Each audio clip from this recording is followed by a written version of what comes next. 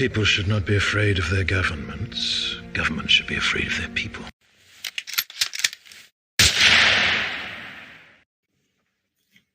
Welcome to the Just Normal Patriot Newscap. Episode 1. Looking at current news headlines. Look at what's going on here. John Fetterman has been hospitalized for depression. Good for him. I mean, who gives a crap, really? Yeah, you can take that. George Soros ripped Trump's presidency. There's some talk of some collusion between the Soros socialist machine and the DeSantis campaign. I personally just think it's entirely stupid, the whole thing of it. Trump versus DeSantis, that's pointless. They should be working together, not against each other. They have way bigger fish to fry than each other. And the whole thing's just a huge waste of time. They really just need to get over that. Quote, trying to make headlines about it. A new ammunition company. Ooh, they just came out too. It's called Phoenix Ammunition. 100% of this ammunition will only be sold to American citizens. They don't do military sales. They don't sell to corporations. They just sell to the people. They're just ramped up manufacturing. Looks like their premium caliber is the old 5.56 round.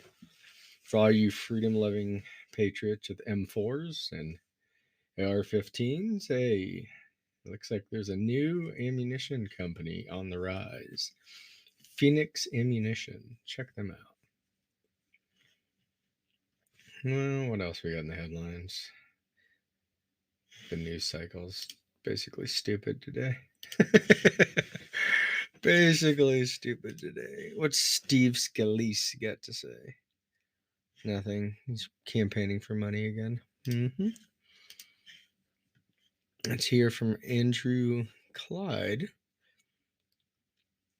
He's calling Biden a liar, claiming inflation is going to go down as they spend atrocious amounts of money. Yep. And just this week, the Consumer Price Index revealed inflation rose in January by 0.5% and is up 6.4% from last year. Wonderful. Another falsity of the State of the Union address from Biden is that he credited himself with creating a record 12 million jobs. Not actually true. Yep. That all has to do with the pandemic and just recouping the numbers to what they were.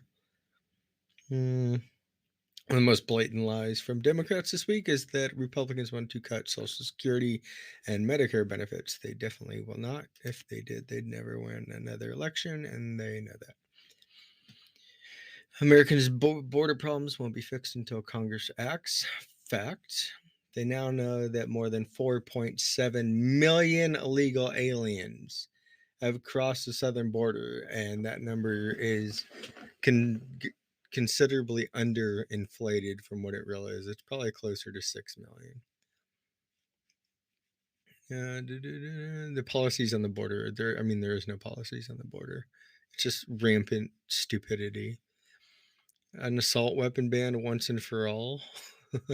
It's completely unconstitutional. I don't know how they're going to validate that one, but it'll end up in courts for, I don't know, the rest of time, because nobody's going to give their guns back. So come and take them from our cold dead hands. Here's some numbers that were pulled after Super Bowl weekend.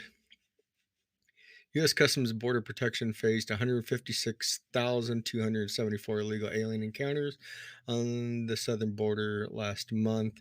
There have been a total of 293,993 known getaways in the first 4 months of fiscal 2023. That's roughly 2,450 gotaways per day. 15 suspected terrorists illegally entered the U.S. last month, bringing the total for fiscal year 2023 to 53 known suspected and likely terrorists in just 4 months. So we'll be suffering the ramifications of that nonsense for years. CBP seized over 8,600 pounds of fentanyl at the southern border, enough to kill 1.9 billion people, which is 5 times more than the population of the US. So, isn't that fun? The tax season for the IRS, everybody's worried about it because it's going to be hoopla because of all of the stupid rules they've added to the IRS, which the IRS should just be abolished. It's a waste of time, effort, and money. You had to do it the way the founders envisioned. So the way the founders envisioned, from their own words, without the distortion of current professors trying to just destroy every bit of history, the founders didn't want the federal to have the ability to tax the people at all. They thought that taxation upon the people should come from the states, and then a portion of, I guess it'd be the GDP of the states, would go to the federal, and that was supposed to work for all the 13 colonies, and expand. But us in our infinite wisdom, we said, no, we'll just triple tax the people. That'll be good. They love that stuff. The crazy socialists on the Democrat Party are trying to pack the Supreme Court again with liberal activists. It'll never pass. They can try all they want. It'll never pass. That'd pretty much be the last straw. The destruction of the entirety of the country. Yep, that would do it. Insanity and K through 12. What is with the damn socialists and Marxists attacking children, man? I'm getting sick of this. I've been sick of this. Children. Why the children? Because the adults are putting up too much resistance. Convert them when they're young. That way they'll be nice and primed to be pedophiles and criminals and Democrat voters. Stupid. The attack on the kids is blatantly just out of control. Economy, education, election, security are the focus of Latin American citizens. Is that what it is? Is that why people are fleeing Latin American record numbers? Economic prosperity? Okay. We can do that. They polled them, apparently. The Democratic nominee for governor, Andrew Gillum, won over the Hispanic vote in Florida, 54%, with Ron DeSantis right behind them at 44%. Weird. Let's see. Who is this? Who is this person?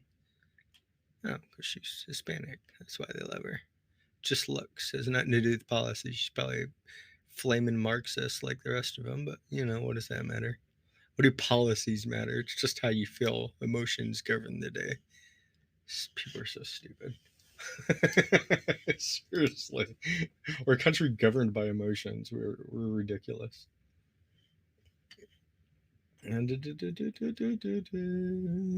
checking out the headlines, seeing if there's anything else new to reflect about. 2 trans men who are lesbians in London.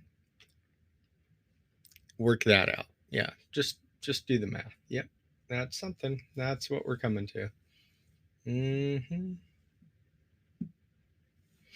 Fetterman's chief of staff warns brain damage from stroke may be permanent. Pennsylvania voters were warned numerous times, but they still voted for Fetterman anyways in their infinite wisdom.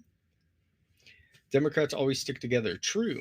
They have commonality of caucus, whereas the Republicans fight amongst themselves about everything, with the rhinos siding with all the Democrats, just like the Marxists that they are.